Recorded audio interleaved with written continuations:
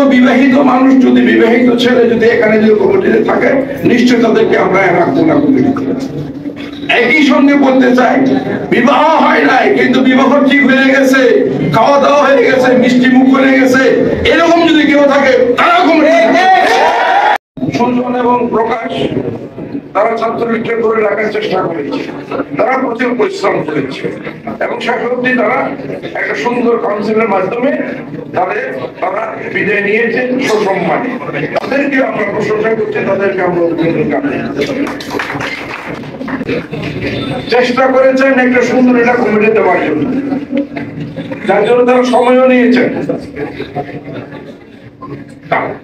তারা কাউকে হয়তো জিজ্ঞেস করেছেন কেমন করে কমিটি করা যায়, আবার কেউ না ডাকলেও চলে গেছে কমিটির সভাপতি হওয়ার জন্য, কমিটিতে সাধারণ সম্পাদক হওয়ার জন্য। যেদিন কমিটি প্রকাশিত হয় সেই দিনও ছাত্রলীগের অনেক নেতা তখন ঢাকা অনেক ছাত্রলীগ নেতা ঢাকাতে অবস্থান করছে। ব্যক্তিগতভাবে আমি বলতে পারি যে আমরা কখনো আমার পকেটের মানুষটাকে সব সভাপতি বানাতে হবে, ছাত্রলীগের সাধারণ সম্পাদক বানাতে হবে, এরকম চিন্তা আমার মাথার মধ্যেই ছিল, এখনো নাই। শুধু জানি একটাই যে আওয়ামী লীগ, জননেত্রী শেখ হাসিনা, বঙ্গবন্ধু ছাত্রলীগ, এই ছাত্রলীগকে তার নীতি নিয়ে চলতে হবে। কোন গ্রুপিং না, কারণ পকেটের মানুষরা সংগঠনের প্রতি যেন তাদের নিবেদন থাকে, এটাই ছিল আমাদের একমাত্র কামনা, একমাত্র লক্ষ্য।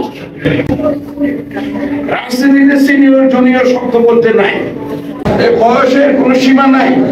অর্থাৎ আগে যখন 26 বছর 27 বছর, এটা এখন সে 27-28 বছরের এটা রিল্যাক্স হয়েছে। এরপরে একটু বলে গেছে চাকরি করে সে সাংবাদিক সংবাদপত্রে চাকরি করতে পারে, সে কোনো জন্য কোম্পানি চাকরি করতে পারে, লেখাপড়া চালানোর জন্য। চাকরি করা তো অপরাধ নয়, চাঁদাবাজি করাটা অপরাধ।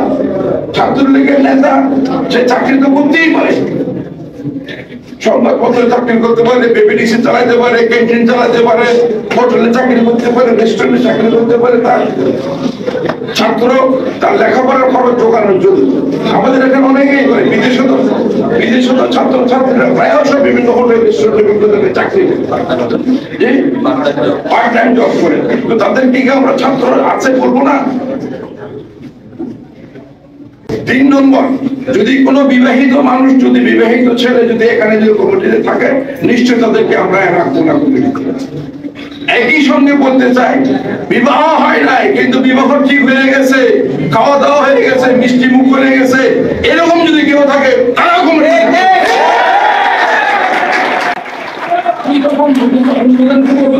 তোমার গায়ে ময়লা, আমার গায়ে ময়লাটা না দেখে আমি অন্য গায়ে ময়লা মেলে দেখানোটা ঠিক না।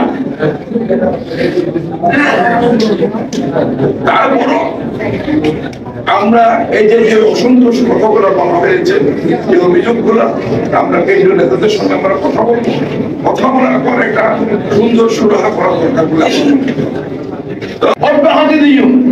আর প্রত্যেক আমার মনে হয় এদের একটু কমিটমেন্ট কম আছে। আমি বলার চেষ্টা করতেছি, রাজনীতি করতে যে আওয়ামী লীগ করতে যে আমরা কম দুঃখ পাই নাই, আনন্দ পেয়েছি, কাজ করার আনন্দ পেয়েছি, জনগণের কাছে যাওয়ার রাস্তা পেয়েছি, জনগণের উপকার করে সুযোগ পেয়েছি। একই সঙ্গে দল থেকে কষ্ট পাই নাই, আহত বোধ করে নাই, এরকম ঘটনা তো ঘটেছে। তারপরে কি আমরা বলি যে আওয়ামী লীগের জন্য?